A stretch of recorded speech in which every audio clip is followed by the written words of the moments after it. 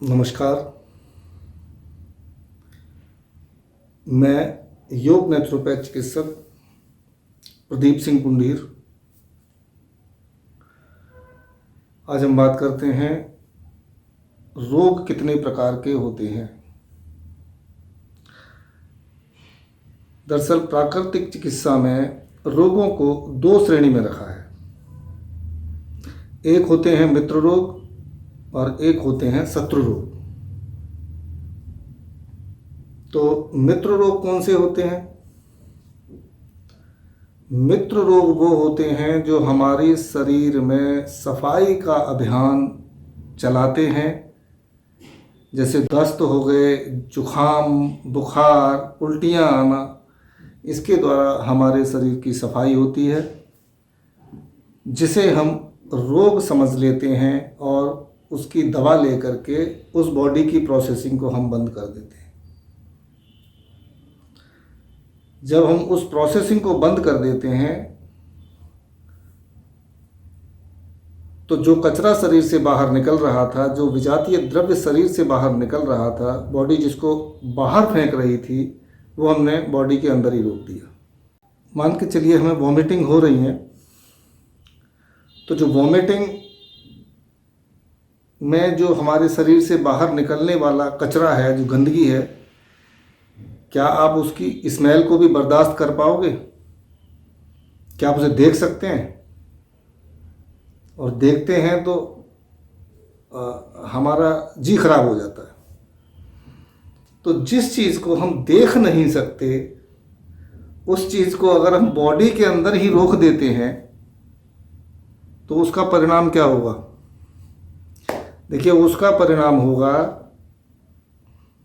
कि जो कचरा शरीर से बाहर निकल रहा था, वो कचरा अगर हमने शरीर के अंदर ही रोक दिया है तो वो जीर्ण रोगों का रूप लेगा, यानी कि शत्रु रोग। मित्र रोग तो वो थे जिन्होंने सफाई का अभियान चलाया।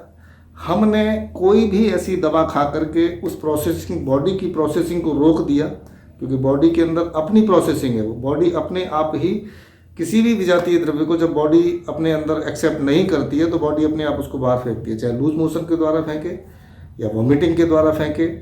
ठीक है, तो जब हमने बॉडी के द्वारा चलाए गए अभियान को रोक दिया तो वो कचरा शरीर के अंदर जब रुक गया है, तो वो जब रुकने के बाद में जो हमारा पाचन तंत्र है, पाचन क्रिया जब शरीर में चलेगी और वो इंटेस्टाइन में होकर के वो पूरा कचरा नीचे की तरफ जाएगा, तो उस कचरे का जूस, यानी कि जिस वॉमिटिंग को आप देख नहीं सकते थे, उसका जूस जब बॉडी एब्जॉर्ब करेगी, इंटेस्टाइन में उसके जूस को एब्जॉर्ब किया जाएगा और वो हमारे ब्लड में मिलेगा और हमारे ब्लड में मिल करके हमारी बॉडी के सूक्ष्म से सूक्ष्म अंग में वो जाएगा और जहाँ भी वो डिपॉजिट हो जाएगा, जहाँ भी वो जमा हो जाएगा और उपद्रव करेगा, तो उसी अंग से संबंधित रोग का नाम हमें दे दिया जाएगा।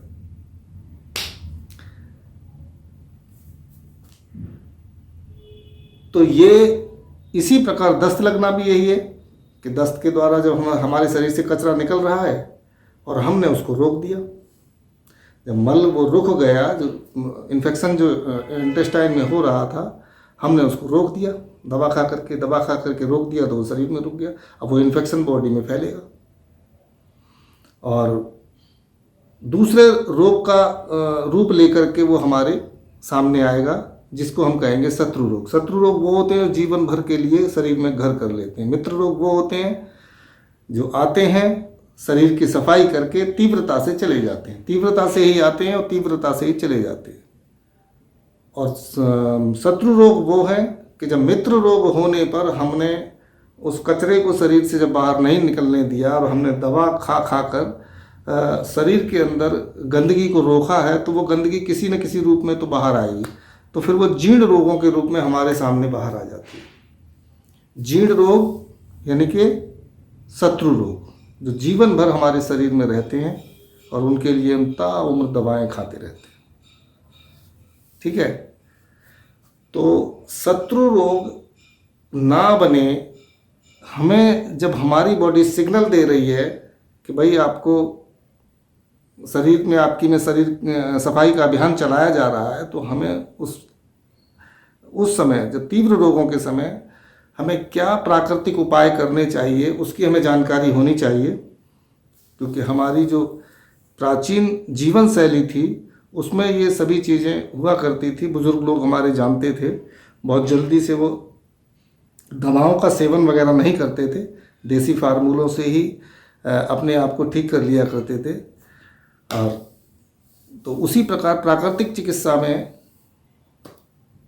जब तीव्र रोग हों तो तीव्र रोगों से हमारे शरीर को हानि ना हो कोई, और शरीर की सफाई भी ठीक से हो, इसके लिए नेक्स्ट वीडियो में मैं बताऊंगा कि तीव्र रोगों के समय क्या प्राकृतिक उपाय करने चाहिए।